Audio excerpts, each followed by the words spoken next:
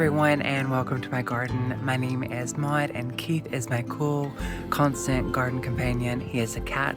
He's somewhere around here, is making his rounds, and we grow in a UK coastal climate, probably equivalent to USDA Zone 99A. And there's a couple of plants that I want to kind of introduce you to. They're just here. Some of them are new to me, so I'm excited to try those out and get them in the ground. This carries on my winter gardening, kind of gardening, you know, all year round. Yeah, I think I put a plant in this garden every month. That's bad. Anyways, the winter gardening is kind of a great time to try a couple of new things, maybe reassess something that is kind of blooming now that you don't currently have in your garden. So that's another thing that I'm quite excited to do, and kind of get into the garden. And I think the other thing that's exciting about it is sometimes you get some really good deals, and they're kind of maybe off season or off flower, or maybe they're just not looking as good as some of the other plants in the garden center, and you can benefit from it, as you can see by all of the lovely yellow stickers that are everywhere. Anyways, I want to turn the camera around, show you where they are, and some of them I'm planning on dividing, and some of them I might not get in today, but I think I'll try. Anyways, thanks for watching. Okay, so there are a few plants that are just here that you can kind of see kind of what we've got. I think I have accidentally, kind of on purpose, picked up everything that is blue and purple. Hey, I guess that's not bad. So there's a couple of things that I want to show you. Some of them are in flower now, so they're not going to last much longer, but the hope is that they come back next year, and I'm starting to kind of slowly fill in and add gaps, so you can see some of the spring flowers. So there's some Primrose vulgaris just popping up. There are some cyclamen that are in the back that are just starting to fade, and there are some kind of narcissus and daffodils kind of popping up around. There's a few things that I want to show you. So the first one that I picked up from the garden center is this one. I mean, the color, look at the color, isn't that beautiful? It's got these little lovely kind of flashes of orange, and this one is an iris, so it's Iris Harmony, and I'm quite excited to get this one in the ground. And I actually picked these up for probably a fairly good bargain. Actually, I lie, they were on sale. They were just 3 for $15. So these are kind of easy to look after, apparently. I think that my biggest issue is going to be on how these handle the slugs. But this is a new variety for me. It's kind of a royal blue flower, and it's got those flashes of kind of bright yellow. And this is suitable for any kind of free draining soil in a sunny spot. And it flowers from kind of late winter. And so the hope is that this one will come back year after year and spread, and I've got to find a really kind of fun place to pop this. And with me picking up 3 of them, hopefully it'll look like kind of an established area or clump. So I'm really excited about this one. I'm not familiar with the Latin name of this, so I will pop it on the screen so that you can see it. I mean, I think I know it, but I don't want to embarrass myself. I do that, I know. So that one is pretty exciting. Probably the most colorful thing that I'm going to show you. And then the other one that I'm showing you is this one. So this one is a Viola, and this one is it Viola Sororta. Again, I'll put the name on the screen. The plant isn't new to me, but this variety is, and this is something that I've wanted into the garden. Apparently this was supposed to have a fun fragrance. I'll have to kind of let you know, because I haven't actually kind of seen these. And these prefer a little bit of a kind of a sunny to part shade.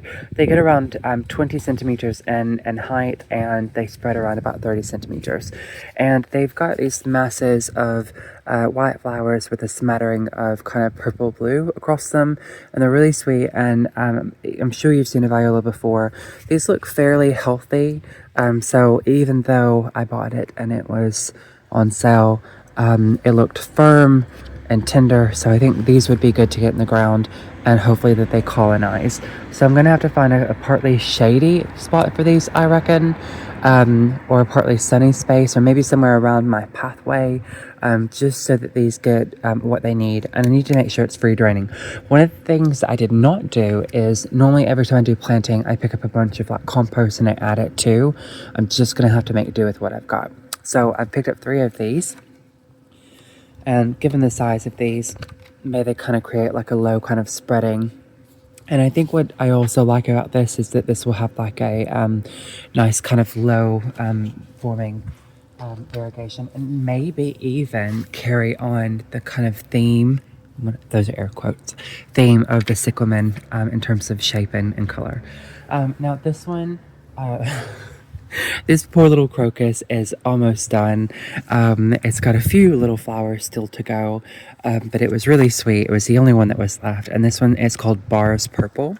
And this is something that I would love to plant more and more and more of. I've got some crocus in one of the pots in the front. I think you'll have seen me planting that up. And that one I think was a orangey yellow color, and it was called Romance, if I'm not mistaken. So these also prefer little sunny spots. They only will get around 10 centimeters tall and 10 centimeters in spread, but hopefully it's something that will just kind of pop up and be quite exciting, and I can just add to it. And the other thing is that these are one of the things that are supposed to naturalize, provided I can get it in a well-draining space. And I do have kind of spoiler alert, quite a lot of clay, and I have been amending it over time, so I'm just gonna have to pop this somewhere where it doesn't mind kind of popping back up. So again, really sweet, really cute, and again, the concern will be, can I keep the slugs off them? Now there is another plant in here. We'll start with this one. So I think this one is sometimes called a toad lily. Again, this one is new to me, so try trycestra, ackshan daisy, and I'm really excited to see this kind of pop up. It looks a little kind of tropical, but that's okay. And I'm hoping that the variegation, there's a little bit of variegation in the leaves. I don't know if you can see a little bit of spotting, which is kind of fun.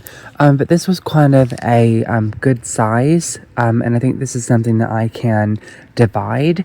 And I only got it for around £8, so I'm really excited about this one. We'll have to see. So it is perennial, which means it does come back year after year. Again, provided the slugs don't beat me to it. And the flowers are kind of speckled with a pink and white, and it almost looks like a bit of like a orchid. And it flowers over, kind of like lushy leaves over summer. And this is perfect for the woodland garden or shady border, of which, guys, if you look back here, let me just adjust the camera. If you look back here, this whole entire section is eventually going to be a very shady woodland border. So I think I'm looking for lots of things like this that's going to kind of just colonize a tapestry on the floor. So this one I'm really excited about as well. I might even try to divide those today. I'll just have to do a quick look online and make sure that I can. So the other plant that I picked up, we're still going, is a persicaria. This one's called Pink Elephant. Now, this one, again, I think a lot of people aren't buying them because they look like this.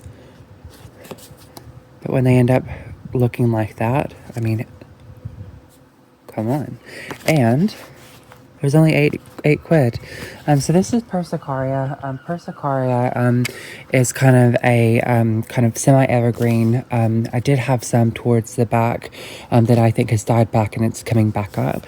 There's a couple of different species within that. I think I've got 2 in the garden so far. I've got a persicaria called, I think, is it Dragon's Blood? And it's got these really kind of fun triangular leaves. That one kind of has a really nice variegation that pops up during the summer.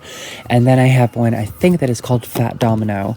And these are kind of a rhizoma spreading plant, so it kind of spreads across the bottom. And I'm hoping that it's also one that's easy to grow. But I really enjoyed this. It flowered for a really prolonged period of time, although this is a different variety. But I'm really excited. It can do full sun and part shade, and it gets around about 18 inches tall by 24, so 45 by 60. So I think that's going to be kind of perfect to just tuck in some of the beds. So that's persicaria, pink elephant. I mean, if the flower wasn't good enough for you, the name sure does get me. And there's another thing that I've seen before, and there are different varieties of this one, and I'm going to murder the pronunciation, but I think this one is leycesteria, and this one's called Little Lanterns. This one does get a height of kind of 1.25 meters. I don't know if I'm going to let mine get that big over time. I think this is deciduous, but it does give kind of interest in the garden for about 10 months out of the year, from what I'm understanding. And it's got kind of pink flowers. It's got really nice kind of chartreuse green leaves, which I love. It also has purple berries. So what not to love? So I am going to kind of shape this one up a little bit because it is a little tatty. And I think it's got a couple of broken stems. But again, this was another one that I picked up for 10 quid. And if you look, there's so much kind of new growth off of all of the kind of side shoots and branches. So this one I thought would be really fun to kind of brighten up the garden and carry some of that chartreuse color through. So that's quite an exciting one. I'm not decided if I'm going to put it in the front garden or the back garden. Maybe it's easy to root and I can spread it to the front and the back. There we go. There's Keith now. What are you doing? What are you doing?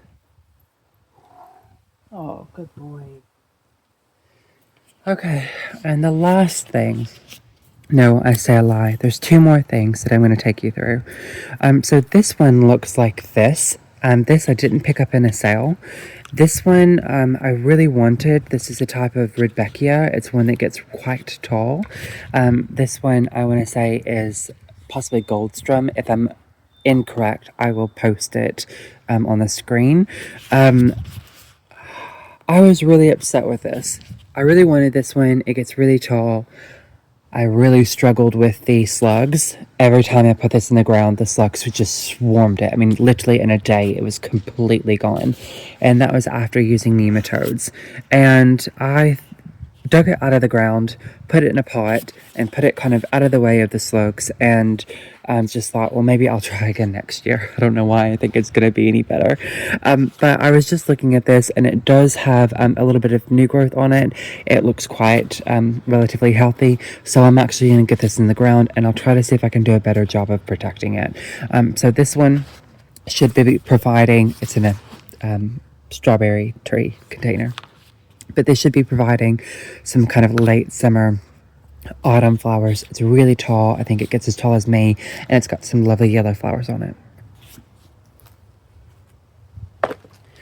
Okay, so the last thing that I want to get into the ground is comfrey. So the Latin name for this is new for me. So symphytum. And this one is Wisley blue, and you can kind of see comfrey here.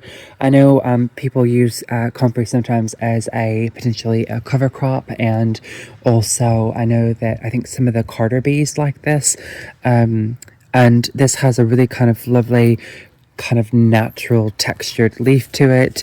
It feels a little bit more native, even though this variety and species isn't. And this is perfect for the woodland garden. So I'm actually going to divide this because there's quite a few within here.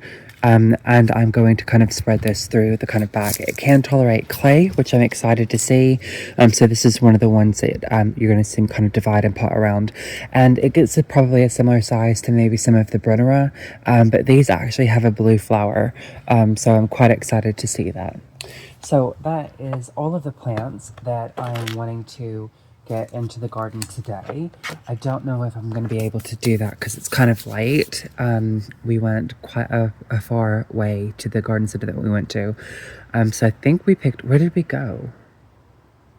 we picked all of these up from Haskins. So one of the big Haskins, and I'm quite excited about that. So really interesting color, nice to kind of fill in this space, and the majority of this is probably going to go into the bed just beyond.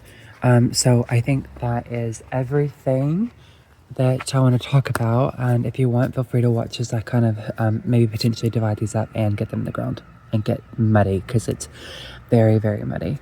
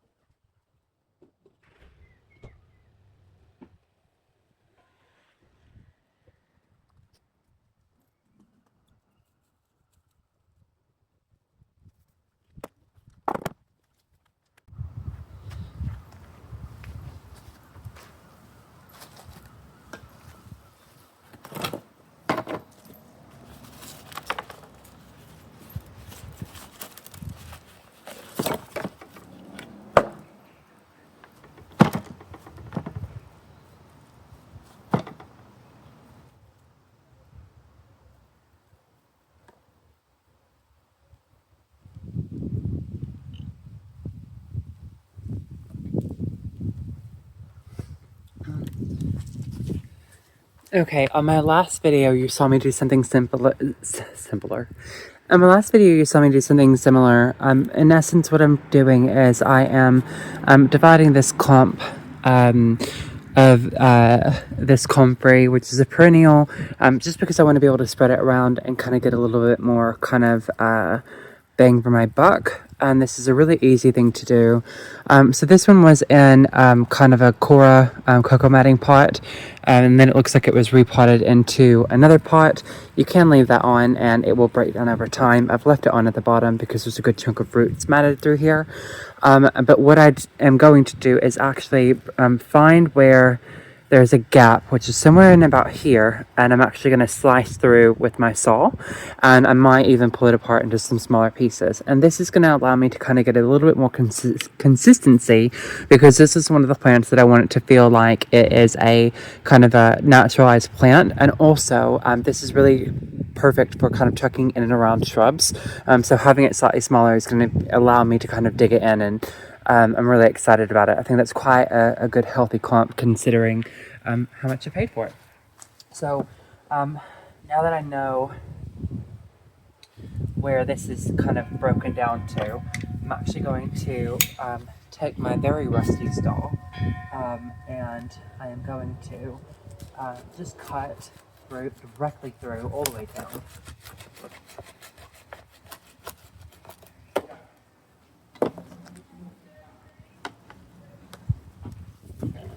And kind of slowly tease this apart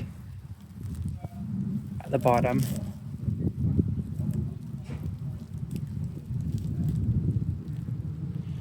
And let the roots go where they need to go. It is brutal, but that is a much more kind of smaller clump, and that's easy for me to kind of tuck in. And let's see if we can divide this one. I think we probably can. So I'm just going to tease it apart very slowly, and look, there's a good selection of plants. Now this one, I'm not going to bore you about the details, but this one has quite a long kind of root that goes into the ground. This is part of the reasons why it's used as a cover crop, because it helps access the kind of nutrients in the soil and then bring it up to kind of a more top line level. And also you can kind of cut this to the ground and let it mulch over, and it helps add a bit more nitrogen to the soil. So I've got about 3 clumps. I could probably take these further apart, but I think if I do that, I risk kind of losing them in the actual garden space. And I want them to be slightly sizable so that they can fend off as much slug damage as possible. Yeah, I think that looks good. Yeah, that's good. Not bad. And then I'll just kind of dump all of this kind of core stuff back into the... I'm just going to dump this back into the compost pile. Does anyone know? I've never looked into it.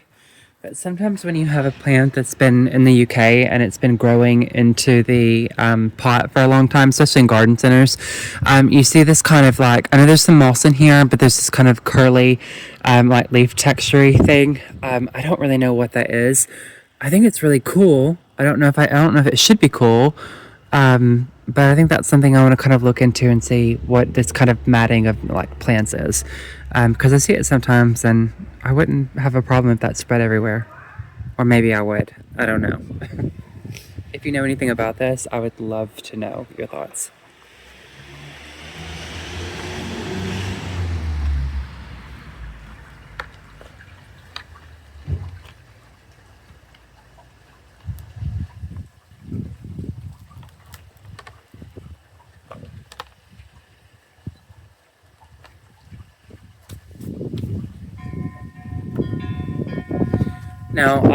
Now this one is the other one that I was showing you. I think this is sometimes called a toad lily, which is a really cute name. This is one I could probably leave as a clump, but I'm going to try to divide it in 2.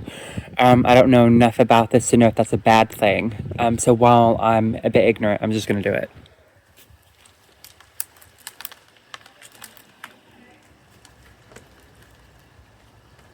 God, it's really in here.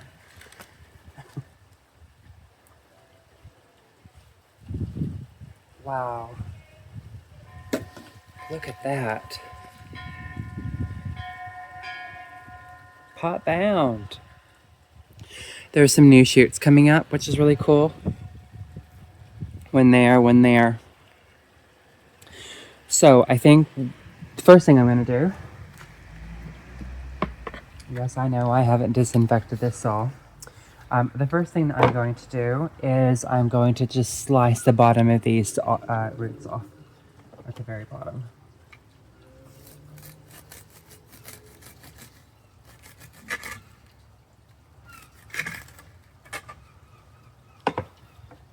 Okay, that should help these roots kind of grow into the ground. And I'm gonna lightly tease the roots apart with my fingers, my very cold fingers. To be honest, I think that's probably good enough. Now, I'm going to cut this. Okay, and then I'm gonna pull it apart like that.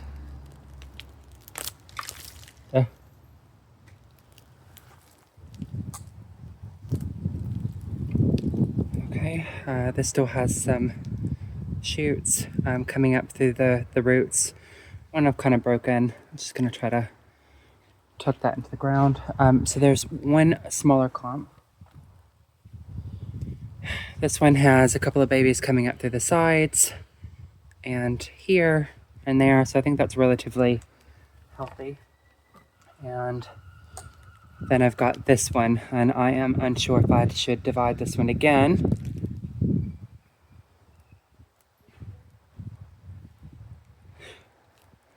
I think I'm going to leave it. I'm going to leave it and let it get a little bit bigger.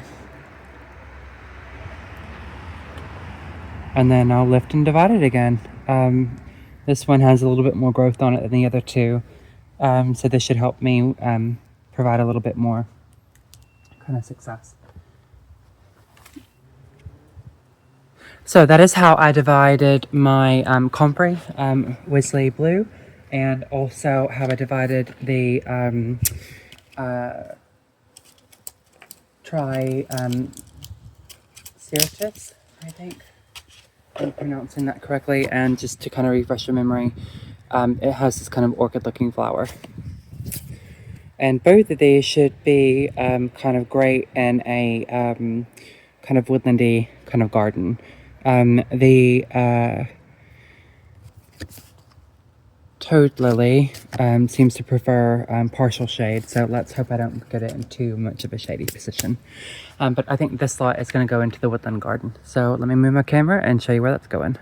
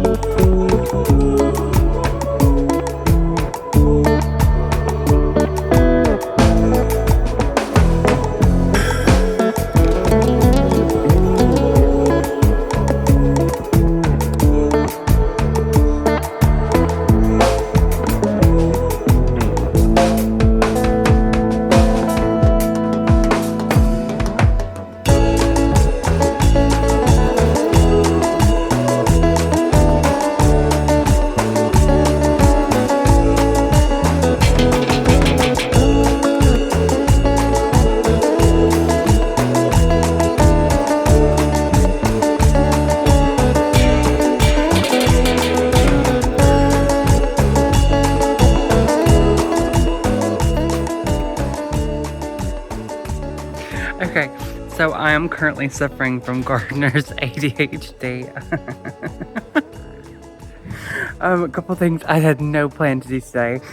One was to divide some hooker that I had in the garden and make more of it and kind of bury it. I love hooker, but it does work itself out of the ground. If yours ever dies, it's probably because you just needed to bury it back in the ground. I also abandoned my gloves somewhere, and I think I lost my gardening fork. So I ended up dividing hooker. I ended up dividing Brennera as well, and I ended up pulling up a Japanese acer that had succumbed to wilt. I was going to leave it and see if it came back, and then the more I looked at it, the more angry I got. So I yanked it out. And then the first yank, I immediately felt dread because it was rooted in there proper. So maybe it would have come back. But I think most people tend to say that it doesn't. Once it has wilt, it's gone. So I've kind of dug it up. I might actually put it in a pot and just cut it all the way down and see what happens. I mean, above the graft point, you never know. Gardening. But I'm going to turn the camera around and give you kind of a close-up of what I've done. Incoming being very dramatic. So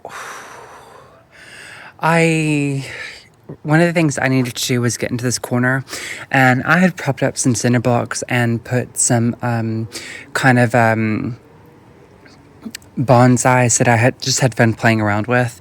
I'm not sure I did the proper technique, and I do like them, and I did have them around the seating area, and 2 of them are junipers, and that was really fun. But I think I kind of like it just the bench, maybe a pot of some description there. I'm not really sure, but I'll show you what we ended up doing. Up to no good back there. So I've yet to plant this little guy, little lanterns. A lot of the work that I did was in this area here. So the Japanese acer was there. I dug that up. There's a couple of things that I've got in here. There's some Heuchera curly. I really liked it when I bought it. I'm not so much a fan. I think when that one goes, I'm not going to replace it. It always looks a bit kind of pathetic. So I divided up some of the comfrey. I put one of the comfreys here just because I wouldn't mind it spreading throughout. I know they have quite a deep taproot, and that's absolutely fine. And I ended up putting one comfrey here and a little clump there. This is the either Jack Frost or Alexandra Brennera. So this is coming back, so I'll cut that in half. One there. I moved the other one here just behind this azalea. And the Toad Lily is just under here. I divided that into 3. So there's 1 Toad Lily, 2 Toad Lilies, 3 Toad Lilies, and then another Comphrey there. The Comphrey is supposed to be really liked by the bees, and then one that I have has a blue flower. And I think it has kind of a naturalized look to it, so I quite like that. And one of the things that you can barely see is the Heuchera that I dug up, cleaned up, divided, and reburied. So you can see I buried it right the way back to the base. And I've got, I think, 1 or 2 in there. And then another, 3, 4, 5, 6. So 6 of those red Heucheras here. I think it'll give a really nice kind of color contrast, and the foliage looks really good kind of all year round. And then if this one makes it back from the slugs, can I just say, can someone please give me a gardening award if this little Brennera comes back? It's got the most piddly little leaf on it. Put some stuff out and protect that from the slugs. So I've got, I think this one's called Looking Glass, and I think Ligularia back there. So when that gets bigger, and the idea is that this just kind of fills in and looks really lush. It looks very sparse right now. The back along the fence is really heavy clay. I do want to put something maybe like Solomon sill or something with a bit more kind of height and interest back behind this area, and so that kind of fills in. And where Keith is, I have this fantastic hellebore, which I planted the other day. I don't even care that it has flowers, but I mean, look at that.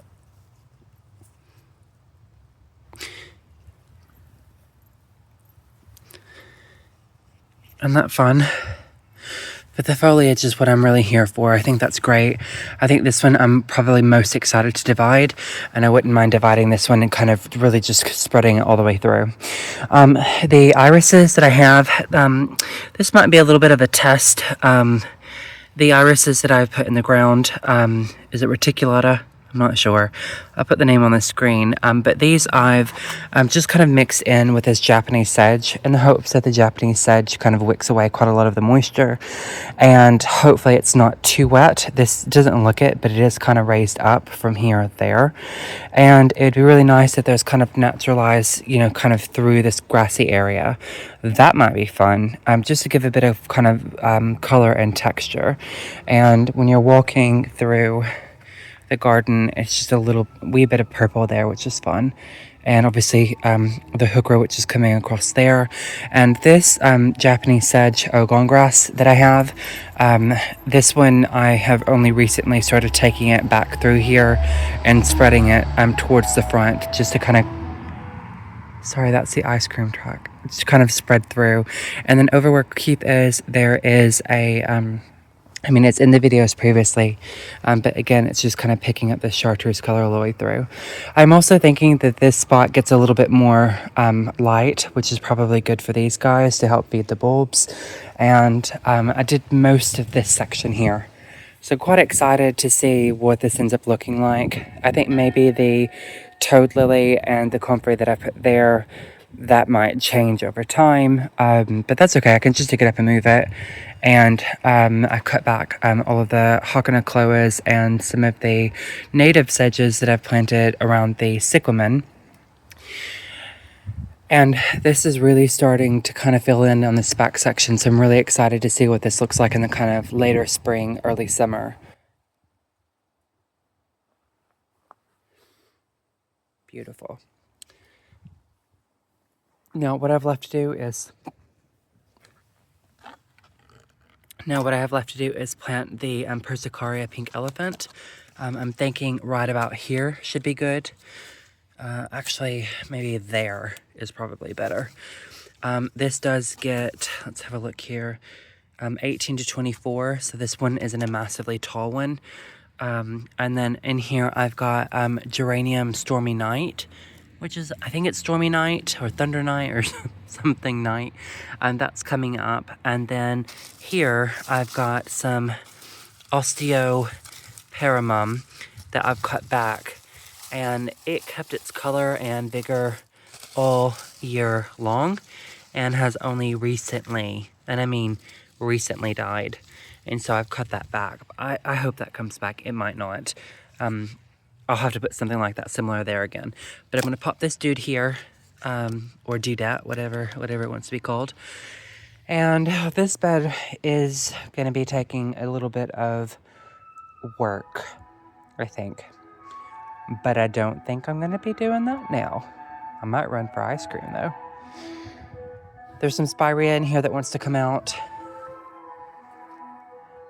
And I think I'm going to leave it there. The last thing that you might not see me plant, and to be honest, it's quite boring, so I'm probably not going to show it, is the rudbekia goldstrum. I think that's the name of that one, and it gets really tall. I think I might pop that back there and just make sure I've got some protection from the slugs. I think that would be kind of nice and sunny and yellow, which is nice. And then I feel like I'm missing. There's something else I haven't got in the ground. Oh, I know what I haven't got in the ground. These violas, so these are perfect for kind of a woodland area, and I'm not really sure what I'm going to do with these. At first I thought about putting them back here, but to be honest, that's kind of full. Then I thought about putting it back there, but that is also kind of full. And then I thought about planting it around the cyclamen, so that as the cyclamen dies back, these spring forth. And I think, to be honest, I might actually do that now that I'm thinking about it.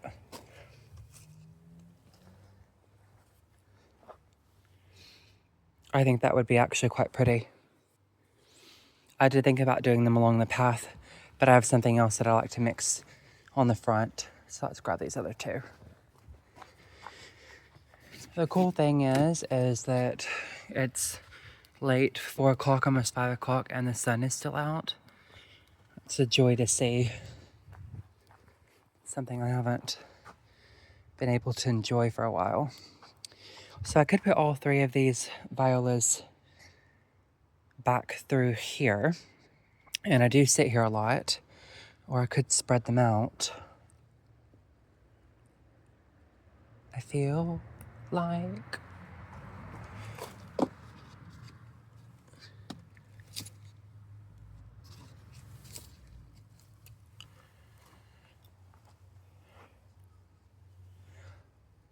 beautiful. That'll work. Oh God, there's another thing. Jesus. The last thing that I need to get in the ground is the little lanterns. I think it can take part shade. I think it can also take full sun, and I'm not really sure where I want to put it. So this might be something that I kind of ruminate on. To be honest, I did think about being lazy and just popping it where Keith is, but I've got a plan there. And I've got to stop buying things that aren't in the plan because I'm running out of space. I did possibly think about taking the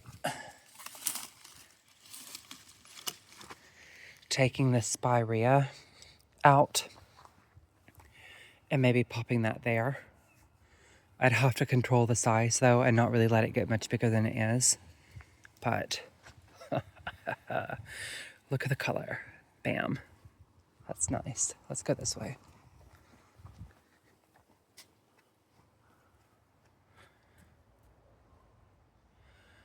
Oh, I think I like that.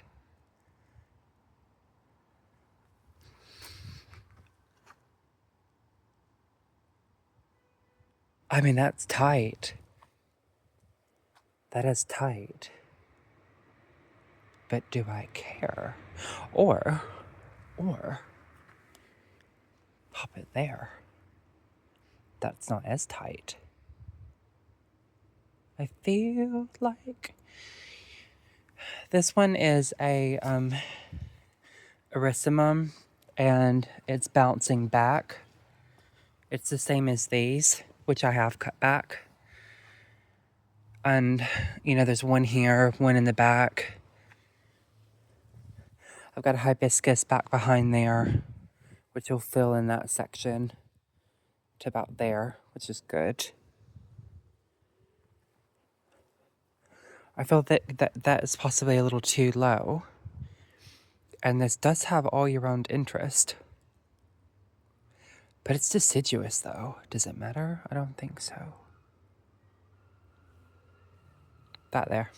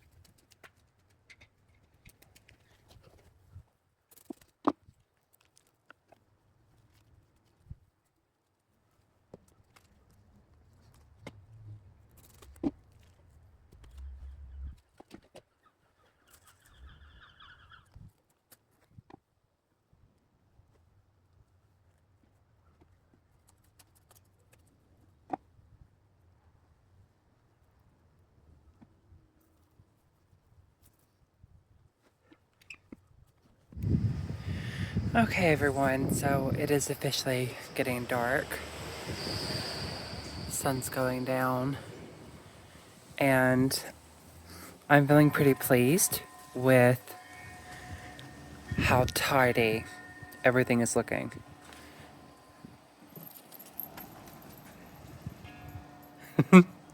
Maybe Keith is too. Oh. So I'm pretty pleased with how everything's looking. I like that there is a defined path. This is something that I was doing in this winter. It feels a lot better. I'm really excited about these wee irises that are in, mixed in with the grasses. I think that's really nice. I know it looks like I've got a lot of empty spaces, but I think I've done a fair bit of work to fill in some of these gaps. I think my phone died, so one of the things that you saw me doing, the last thing was getting these violas in the ground, and I've got one. I was going to put one there, but there was something there, so I can't remember what it is. I think I planted a geranium back behind there, so back behind the parahebe. So I've got the violas, I've got one here, and one here, just dotted through. I think as they get bigger, I'll divide them. I've already explained what's all in this area. I feel so much better about this. I'm hoping that this looks a lot fuller this spring and summer. I still want to do something towards the back. And I'm pleased with the perosa that's back there. And it's also quite, I think, tidy. So you can see that this whole area is a complete circle. I'll show you. And it was starting to feel just a little crowded. It's just a really simple bench I made myself out of an old pallet and some cinder blocks. You can kind of see that circle there. And I'm starting to fill in the vegetation. So I'm really pleased with that. I also managed to get the little lantern in. I'm actually happy accident. You know, that spirea that is going, that I can't stand now, that had that chartreuse color, and I did like that it carried it over to the side. With this little lantern, the leaves stay the chartreuse color. I know it's, kind of deciduous, but I do like that it is going to pull the chartreuse from there over here. So that's a really nice amount of cross-pollination of color.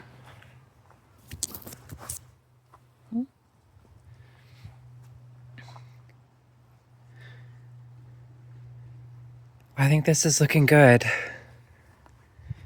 Not bad for February. Not bad at all. Anyways, I'm going to go inside. The last thing I didn't get was the rudbekia back here in the back. I didn't manage to get that in the ground. But that's okay. One of the other things that you saw me doing was cutting down some of this orange dream acer. I know it looks a little cruel, and I might actually chop it in a different way. It's had a little bit of wilt. And I think one of the things I'm going to be doing this spring is feeding all of my acers. Really kind of getting them bulked up, and I think maybe that might help them not be so susceptible. We do get a lot of moisture in this area. But look how sweet. Look how tidy that is. And cute. But overall, I think that's looking pretty good. I'm really excited about this year.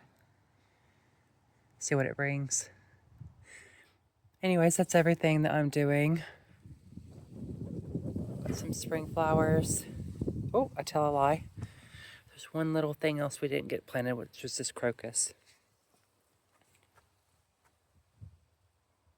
But I think I'm done, everyone. Anyways, hopefully you get a chance to get into your garden in the winter, get to the garden center, buy you some sale plants, feel a little bit better about yourself, and see you next time. Bye. Okay, everyone, so it's day 2.